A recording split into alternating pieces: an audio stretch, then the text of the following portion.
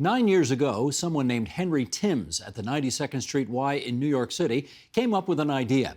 Many Americans had just spent several days over the Thanksgiving holiday weekend having fun or shopping their brains out. Maybe Henry thought it'd be nice to follow up on that with something more charitable. Thus was born Giving Tuesday, the first Tuesday after American Thanksgiving, which has exploded into an annual reminder to be generous. But how much of that do we do, particularly during a prolonged global pandemic? To find out, let's welcome 4 representatives from some of Canada's top aid agencies. In Peterborough, Ontario, Julia Anderson, CEO of the Canadian Partnership for Women and Children's Health, CanWatch for short. In Oakville, Ontario, Michael Messenger, President and CEO, World Vision Canada. In Ontario's capital city, in the West End, Rachel Logal-Carmichael, Director of International Programs and Partnerships for Save the Children. And in the Annex, David Morley, President and CEO of UNICEF Canada. And it's great to welcome you 4 to our airwaves this evening for what is obviously a very timely conversation, given that this is Giving Tuesday. I want to start by not assuming that all of our viewers or listeners on podcast know what your organizations do. So let's just start with there. Julie Anderson, what's your mission at CanWatch? Thanks so much for having us. I'm so excited to be here on Giving Tuesday. So we bring together the expertise, the research community, the civil society organizations like those who are in front of you to really work to promote women and children's health around the world. And what we're trying to do is create the connective tissue between the organizations to take the dollars that you as Canadians invest in the work and take them as far as possible to enhance the health and rights of the most marginalized women and children around the world. Gotcha. Michael Messenger, how about you? World Vision Canada is one of Canada's largest charities, but we're part of a global partnership working around the world. And our mission is really to focus on long-term community development, emergency relief, and advocacy for the most vulnerable children around the world. So we're working in about 100 countries, lots of partners, including the organizations on the screen here today. But my role in Canada here is to engage with Canadians and invite them to join this cause, which we do on Giving Tuesday and actually all throughout the year. Rachel Logal-Carmichael, Save the Children Canada. What's your mission?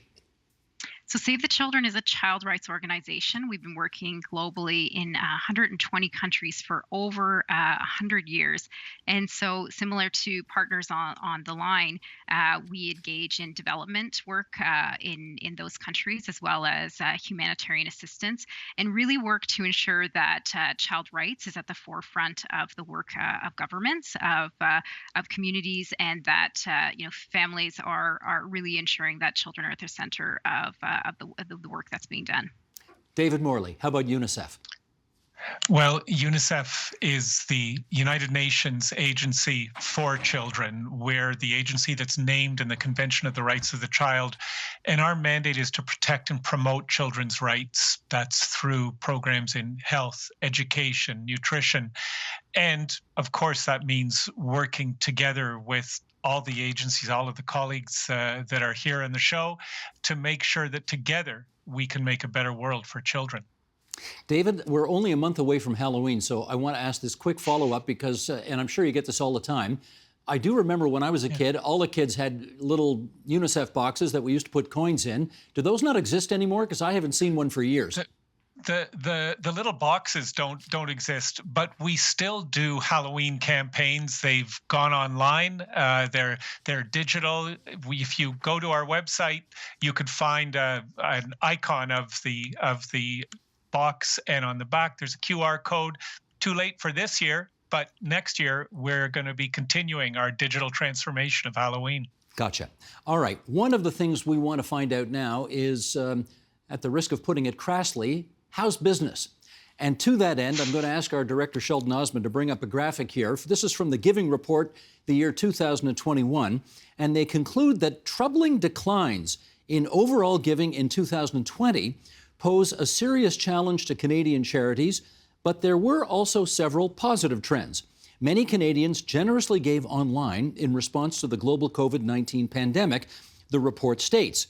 So we can say, let's pick out some of the highlights here, online giving grew 86% year over year in 2020. And for example, Indigenous people's charities increased by 2.25 times. Social services charities increased 2.2 times. And health-related charities increased almost twice as much. That's the good news. Now, on the downside of things, the projected overall giving declined 10% year over year in 2020 to 2016 levels. So it's a mixed bag here. Let's follow up with this. We know that, I guess we know that when, the news is truly awful, more people do tend to give to your organizations. People do respond to weather-related disasters or tsunamis. They want to help out.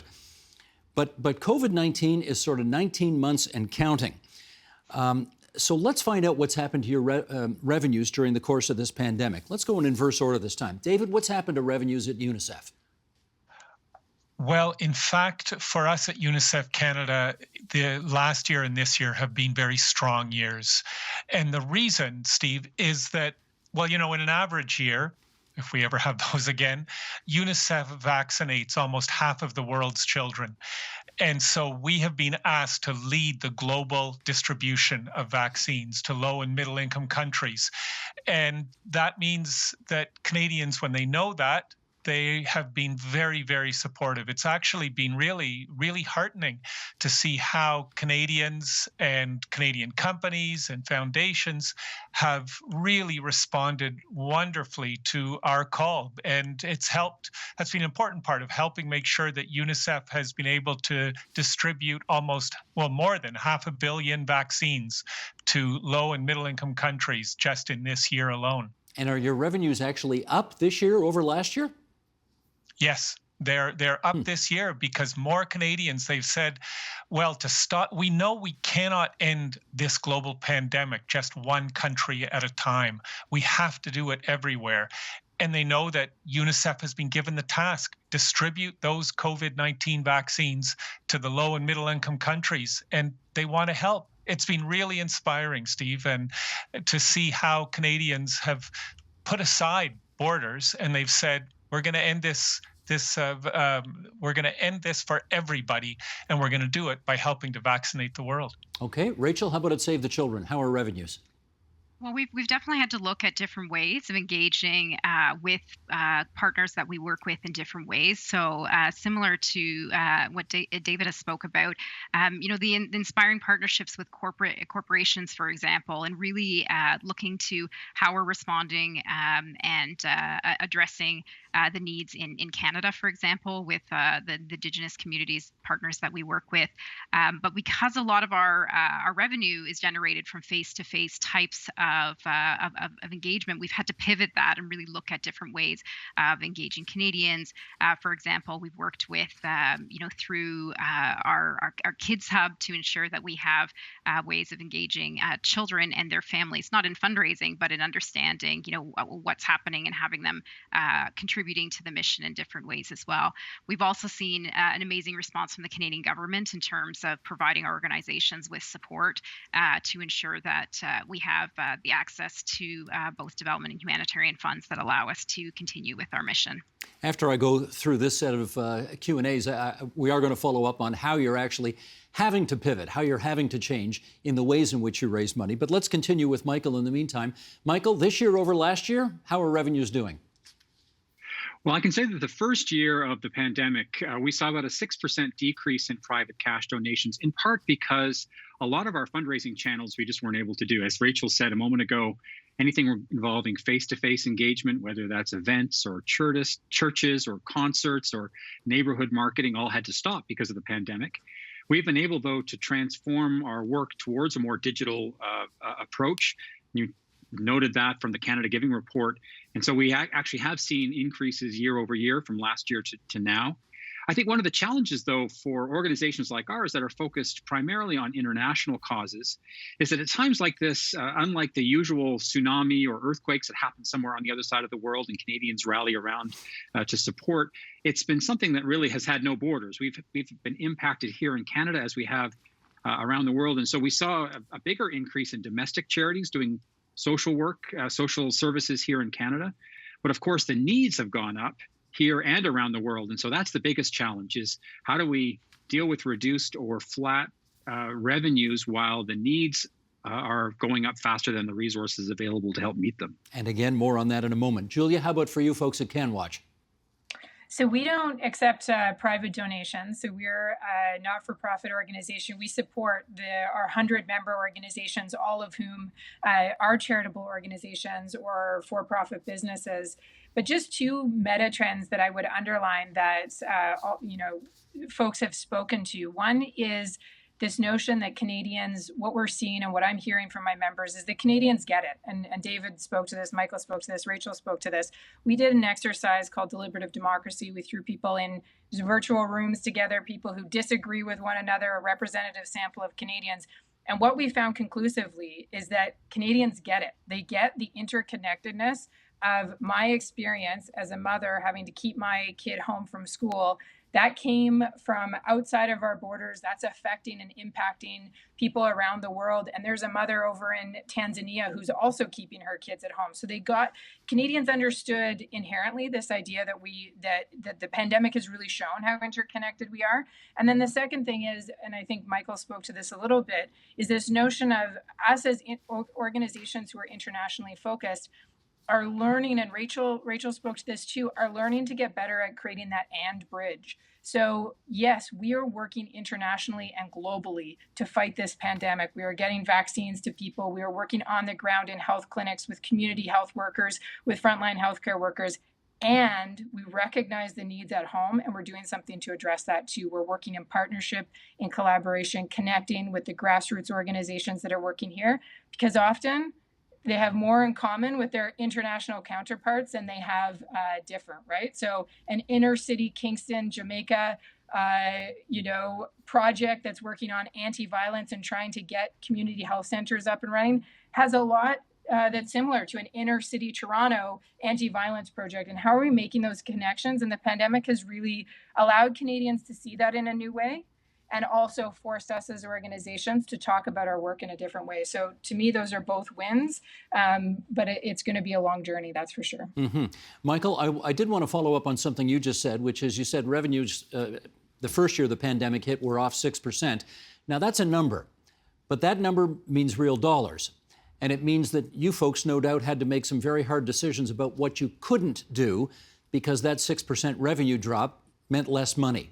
Can you share with us, what couldn't you do as a result of taking in fewer funds? Well, it not only is what we couldn't do, but even the things we were doing had to be done differently. So one of my colleagues at World Vision in Latin America said that during the pandemic, it's been 0% business as usual for us, but 100% mission as usual.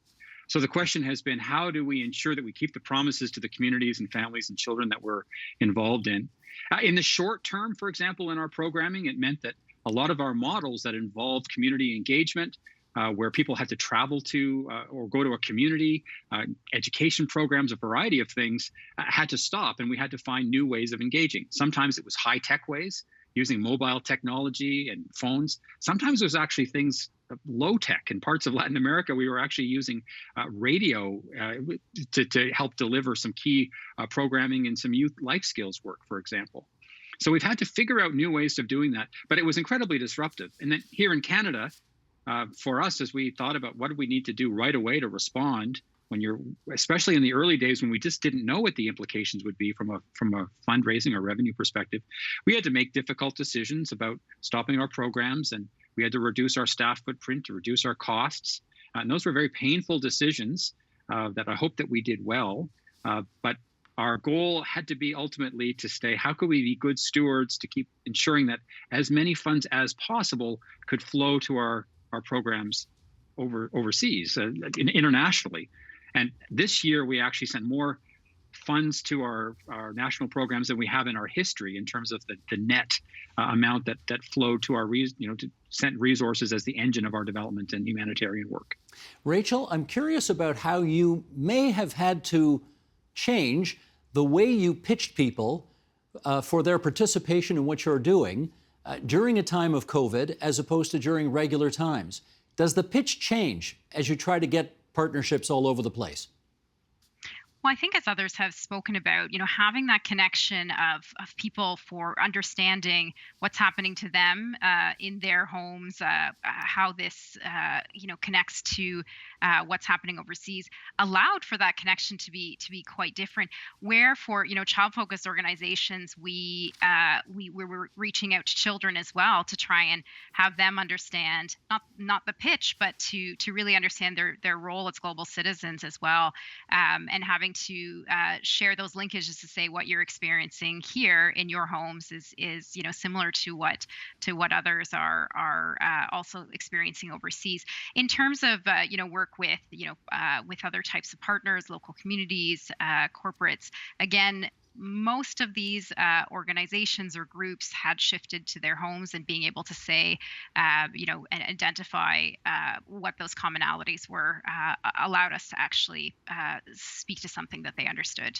Let me just ask our director, Sheldon Osmond, to give me a foreshot for a second here. And I want to see by show of hands, many organizations have sort of the big annual blowout, whatever it is. It's a gala dinner or it's a big something or other. You get some stars to come forward. And they you raise a huge amount of your annual budget in one night. Can I see by show of hands how many of your organizations traditionally did that? Nobody, eh? Nobody did that. Interesting. David, that seems to be a tried, tested, and true way of trying to raise money. How come UNICEF doesn't do that?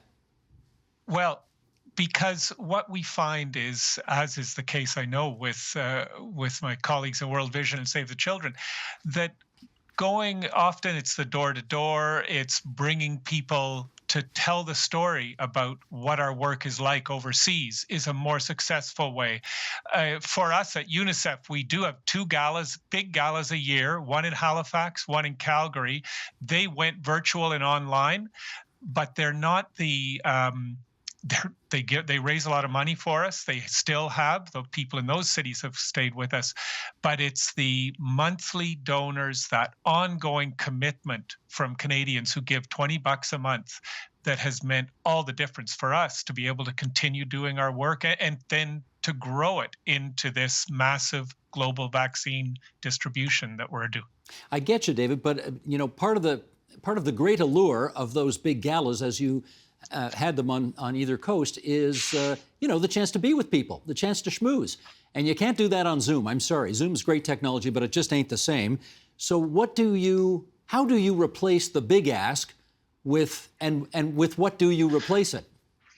For us at UNICEF, it was actually pretty straightforward, Steve. When UNICEF was given the task to procure and distribute global COVID vaccines to 20% of the population in low and middle income countries, we just asked people. We weren't talking about schmoozing.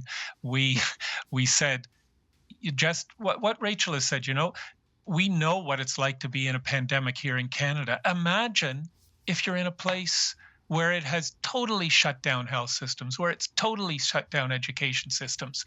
And it became very easy for Canadians to identify with that. And that became more important than the schmoozing, because that was the way that people were able to do their part to try and end the pandemic. But I bet your supporters are looking forward to the big schmooze coming back. Absolutely. People want to be together. We all want to be. We'd rather be in the studio with you right now. So we'll all want to be together. I get you. Julia, let me get you back in here. Oftentimes for charities, raising money when times are normal is tricky enough. And of course, for the last 19, 20 months, it has not been normal. So I wonder whether you are running into a particularly even more challenging kind of donor fatigue in your travels to get people to sign on. What are you finding? So I think what I'm hearing from members is similar to what I've heard here, is that originally in kind of the first days of the pandemic, we were able to make the case that this was a profound moment, that this was a major shift, that people had to give and donate. I think what you're speaking to in the fatigue is really what my members are talking about, they're worried about, is at what point do these campaigns of, look, this is a really big moment, we really need you to be more generous than normal, as David was speaking to, the Give a Vax campaign, at what point will people stop responding to that message, to that kind of profound moment, and needing to kind of get back into the regular day-to-day business. And I mean, we know that we're going to see scarcity from our own government, and they're going to start to restrict things. And so what's that going to mean for the average donor? That shift hasn't happened yet from what I'm hearing from my members. They're still seeing the real generosity of Canadians, but I think there's fear about to come. And as David highlighted, those $20 a month, those regular donations, I mean, that's the difference between having a job and getting a bonus, right? Like, it's a difference between knowing I'm going to get a paycheck, knowing we're going to be able to continue with their work because we have these monthly consistent donors, and, just kind of the one-offs, although of course the one-offs are equally as important. But I think the fatigue is coming. I think we're worried about it. And we're really trying to think, how do we recalibrate our pitches for the long haul, for the long game here, because this is going to be, I mean, we may be going back to normal here in Canada, but that is not the case in countries where you have 2%, 3% of the population. We are talking about grandmothers of, frontline healthcare workers taking care of their orphaned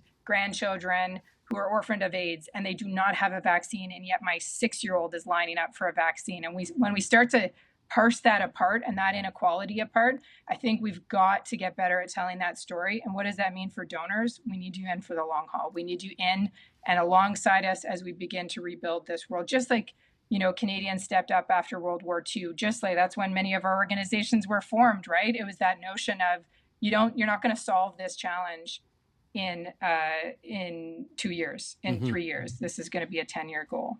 Rachel, how about you? How much concern at your organization that people are, after 19 months, pretty fed up with COVID-19 and may not be as open to the kinds of pitches you might have made in the past? I think it's very concerning, especially as others have said that, the need is actually increasing. And so to speak about what the forward looking is quite challenging. So, for example, the deterioration in child health outcomes and different outcomes for children over the last 2 years has been significant. And so we need people to understand that that deterioration is really requiring, as Julia said, long haul support. So where we're seeing, a looming hunger crisis because of malnutrition rates really increasing, where we're seeing major learning loss for children over the last 23 months, different ways of, existing inequalities that have been exacerbated. This requires that, with the 2030 Sustainable Development Goals ahead of us, where we've seen deterioration and a loss of some of the development gains that have been made over the last decades, that we really require a focus on how to address the new needs that are emerging, as well as to protect some of those development gains. Michael, I know your organization, and of course thousands others across the country, have put the e-blast out into your supporters' mailboxes, asking them to pony up for Giving Tuesday, where we are right now. I'm curious as to what percentage of people who give on Giving Tuesday will you actually get to buy in significantly enough that they become regular monthly donors going forward? Any idea? I don't have the number, Steve, for what we're doing. I mean, in some ways, Giving Tuesday for us is kind of an extension of the ongoing connection that we've had. The point that we're trying to make to Canadians is to not just talk about statistics and the big issues, but especially at a time when the needs are greater than ever, it's about telling stories and making connections. We'll do that more on Giving Tuesday. It's part of our giving season that actually lasts, the whole fall and the winter. We have particular focus on our gift catalog, for example, where people can have tangible ways of connecting. But the ongoing work for our sustainable development programming doesn't go away.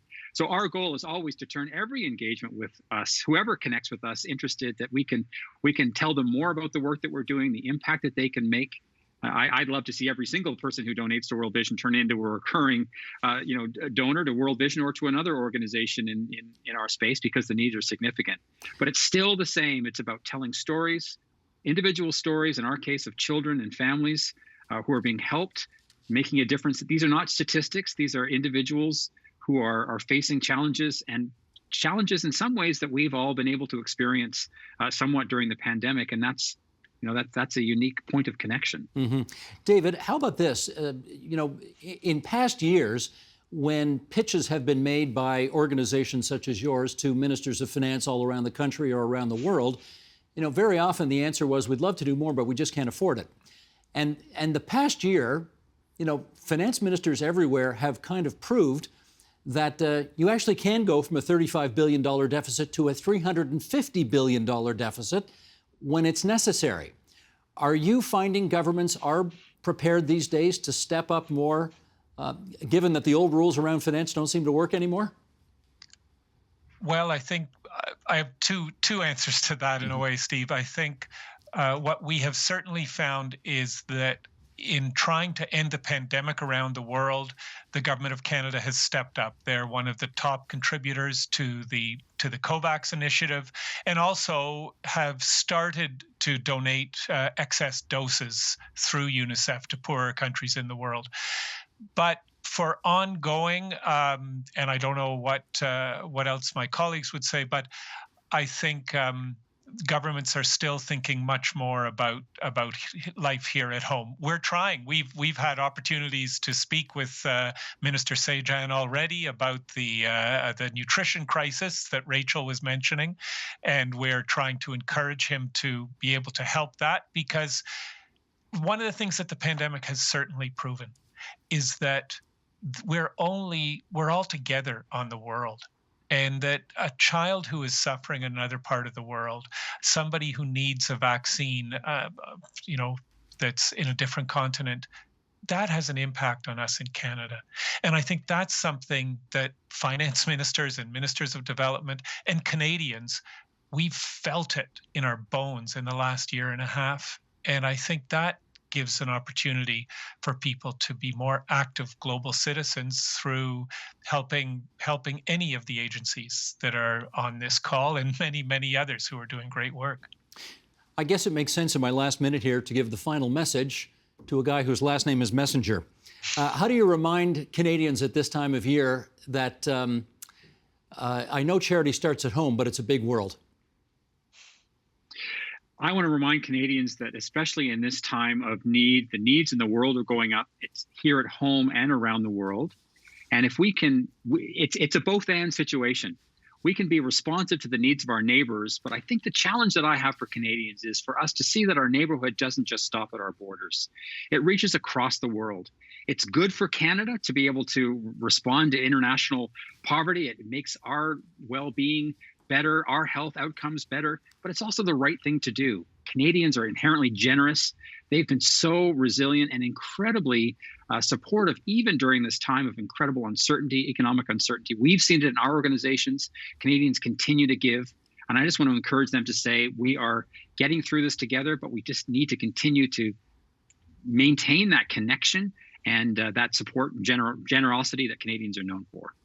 That's the message from Michael Messenger, the President CEO of World Vision Canada. Thanks as well to Julia Anderson from CanWatch and Rachel Logal-Carmichael from Save the Children and David Morley from UNICEF Canada. It's good of all of you to join us here on this Giving Tuesday on TVO. Many thanks, you four.